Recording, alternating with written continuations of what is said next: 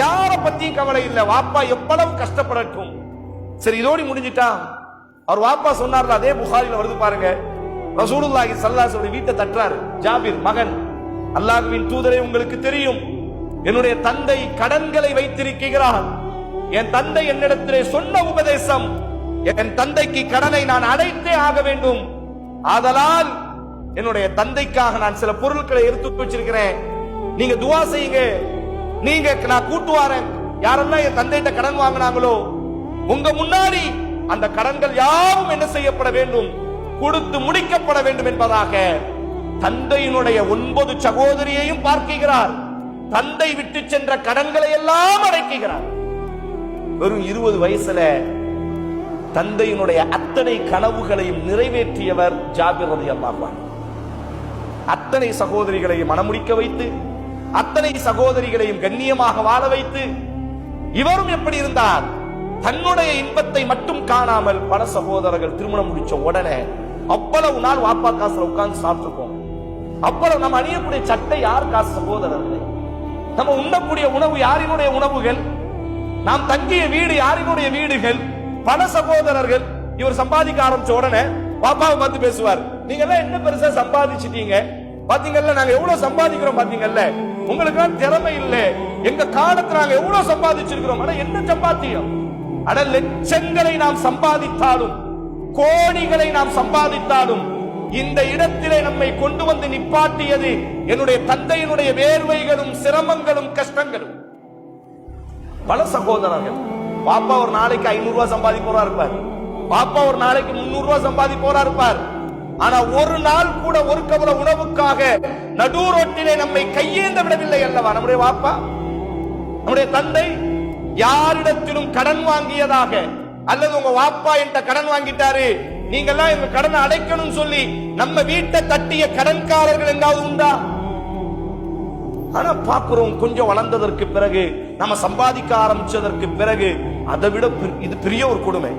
வாப்பாவுக்கு கொடுப்பதை விட நாம சம்பாதிச்சதற்கு பிறகு, நான் திறமையானவன், நீங்க ஒன்றுக்கும் உதவாதவர், நீங்கள் இத்தனை ஆண்டு காலம் ஒரு ஏமாளி, இத்தனை ஆண்டு காலம் ஒன்றுக்கும் உதவாத ஒரு உதவாக்கரை என்பதாக நம்முடைய பார்வையில் நம்முடைய தந்தையை பார்ப்பது இருக்கிறது அல்லவா.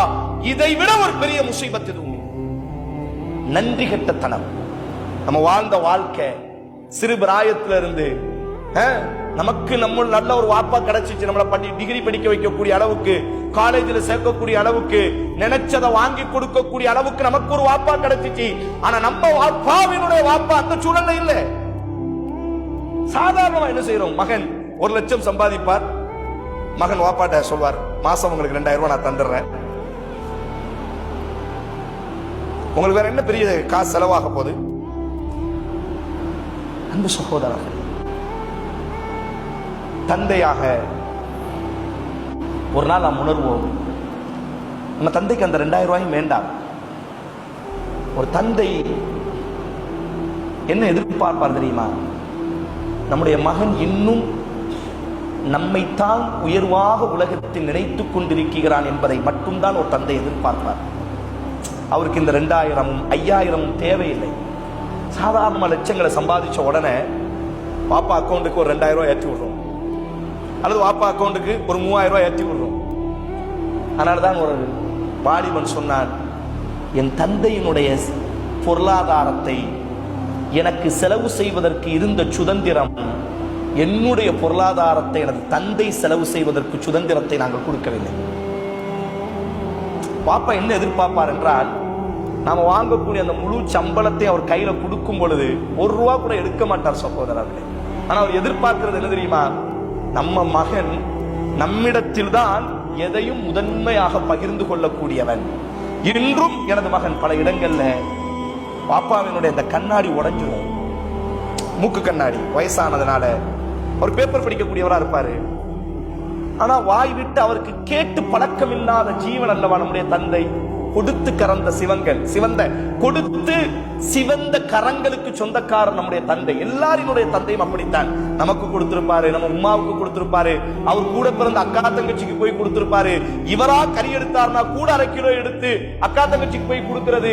இவர் எதையாச்சும் ஒண்ணு வாங்கினார்னா அவரினுடைய அக்கா தங்கச்சி. இப்படியான ஒரு உலகம் அவரினுடைய உலகம். அந்த வீட்டினுடைய திண்ணையில உட்கார்ந்துகிட்டு அந்த கண்ணாடி உடைஞ்சிருக்கும். எப்படி மகன்கிட்ட சொல்றது? மகனை கண்ணாடி உடைஞ்சிட்டு ஒரு 100 ரூபாய் கொடுங்க என்று சொல்வதற்கு கூட நம்முடைய தந்தைகள்ல திண்ணையில உட்கார வச்சு, குறிப்பா டெல்டா மாவட்டங்கள்ல நான் ரொம்ப பார்த்திருக்கிறேன். அந்த அனுபவத்துல நான் சொல்றேன். வெளிநாடுகள்ல தேஞ்சு போய் வாப்பா இங்க வாராரு, அவ்வளோ நாள் வாப்பாவினுடைய ரத்தத்தை உறிஞ்சிட்டு கடைசி காலகட்டத்தில் தர்காக்கள்லையும் டீ கடையிலையும் உட்காரக்கூடிய ஒரு அவமானம் செய்கிறார். எவ்வளவு முடியுமோ வாப்பாட்ட இருந்து ரத்தத்தை எல்லாம் உறிஞ்சாச்சு. இனி இந்த ஜீவனை வச்சு நமக்கு எந்த பிரயோஜனமும் இல்லை என்று தெரிந்து விட்டால் கடைசி காலகட்டத்தில் வீட்டில் ஒரு கருத்து சொல்வதற்கு கூட தந்தைக்கு கருத்து சொல்லும் பொழுது ஒரு பார்வை தான், அவ்வளவுதான். அந்த பார்வையிலேயே உணர்த்துறோம், நீ எல்லாம் ஒண்ணுக்குமே லாய்க்கு இல்லாத ஆளு, நீ எல்லாம் பேசவே கூடாது. அன்பு சகோதரர்களே, தந்தை நாளை நமது மறுமையினுடைய நம்முடைய அடையாளம். நம்முடைய தந்தை நாளைக்கு மறுமையில ஒவ்வொருவரையும் அல்லாஹ் ரப்புல் ஆலமீன் அவங்களுடைய தந்தைய பேரை சொல்லித்தான் அல்லாஹ் அழைப்பார். ரசூலுல்லாஹி ஸல்லல்லாஹு அலைஹி வஸல்லம், தந்தை இல்லாத சுவனமும் தாய் இல்லாத உலகமும் அரபில சொல்வார்கள். ஜன்னத்துன், வானத்துல சுவனம் என்றால் இந்த உலகத்தில் என்னுடைய தாய் இருக்கிறார் என்பதாக சொல்வார்கள். ஒரு தந்தை அடக்கம் செய்ததற்கு பிறகுதான் தெரியும் நம்மளை என்னை விட அவரை விட என்னை நேசித்த ஒரு ஜீவனை நான் என்ன செய்திருக்கிறேன் என்பதாக, அடக்கம் செய்திருக்கிறேன் என்பதாக சஹீஹுல் புகாரில இன்னொரு அறிவிப்பு பதிவு செய்யப்படும்.